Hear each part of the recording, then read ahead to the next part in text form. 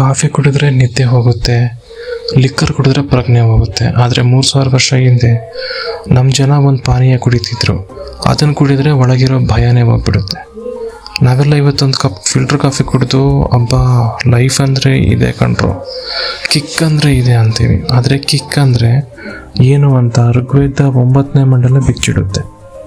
114 ಶ್ಲೋಕನ ಇಟ್ಬಿಟ್ಟಿದ್ದಾರೆ ಇದಕ್ಕೋಸ್ಕರ. ಇವತ್ತಿನ ಪ್ರಪಂಚದಲ್ಲಿ ಮನುಷ್ಯ ಕುಡಿಯೋದು ತನ್ನನ್ನು ತಾನು ಮರೆಯೋಕೆ, ಆದರೆ ಅವತ್ತು ನಮ್ಮ ಪೂರ್ವಜರು ಕುಡಿತಿದ್ದು ಬ್ರಹ್ಮಾಂಡದ ರಸ್ತೆಗಳನ್ನು ತಿಳಿಯೋಕೆ. ಕೆಲವು ಅನ್ಕೊತಾರೆ ಸೋಮರಸ ಅಂದರೆ ಮದ್ಯ ಅಂತ, ಇನ್ನು ಕೆಲವರು ಅದನ್ನು ಡ್ರಗ್ಸ್ ಅಂತಾರೆ. ಚಾನ್ಸೇ ಇಲ್ಲ ಗುರು.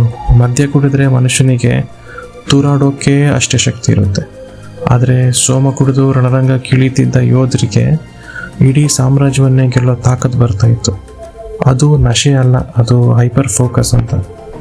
ಬೆಟ್ಟದ ತುದಿಯಲ್ಲಿ ಕಲ್ಲುಗಳ ಮಧ್ಯೆ ಸಿಗ್ತಾ ಇದ್ದ ಎಫೆಡ್ರಾ ಅನ್ನೋ ಒಂದು ಅಪರೂಪದ ಗಿಡ ಅದು. ಅದನ್ನು ತಂದು ಜಜ್ಜಿ ಹಾಲಿನ ಜೊತೆ ಸೇರಿಸಿ ಕುಡಿದ ತಕ್ಷಣ ರಕ್ತದಲ್ಲಿ ಆಡ್ರಿನಲಿನ್ ರಶ್ ಶುರುವಾಗ್ತಿತ್ತು. ಗುಂಡಿಗೆಗೆ ಸಿಂಹದ ಬಲ, ಕಣ್ಣುಗಳಿಗೆ ಗರುಡನ ದೃಷ್ಟಿ, ಈ ಥರ ಅದೊಂದು ಅಮೃತ ಆಗಿತ್ತು. ಅದನ್ನು ಕುಡಿದು ಋಷಿಗಳು ಮಂತ್ರಗಳನ್ನ ಸೃಷ್ಟಿಸ್ತಿದ್ರು, ಯೋಧರು ಇತಿಹಾಸವನ್ನೇ ಬದಲಾಯಿಸ್ತಿದ್ರು. ಅದಕ್ಕೆ ಹೇಳೋದು, ಕಿಕ್ ಅಂದರೆ ಪ್ರಜ್ಞೆ ತಪ್ಪಿ ಬೀಳೋದಲ್ಲ ಗುರು, ಇರೋ ಪ್ರಜ್ಞೆಯಲ್ಲೇ ಇಡೀ ಸೃಷ್ಟಿನ ಕಣ್ಣಾರೆ ಕಣ್ ತುಂಬಿಕೊಳ್ಳೋದು. ಅದು ಸೋಮರಸದ ಪವರ್. ನಿಮ್ಗೆ ಕಿಕ್ ಇಷ್ಟ ಆದರೆ ಇನ್ಮೇಲೆ ಕಾಫಿ ಕುಡಿಯೋವಾಗ ಈ ಇತಿಹಾಸ ನೆನ್ಪಿಟ್ಕೊಳ್ಳಿ. ಇಂಥದ್ದೇ ಅನ್ಟೋಲ್ಡ್ ಸ್ಟೋರೀಸ್ ಬೇಕು ಅಂದರೆ ಈಗಲೇ ಸಬ್ಸ್ಕ್ರೈಬ್ ಬಟನ್ನ ಕ್ಲಿಕ್ ಮಾಡಿ.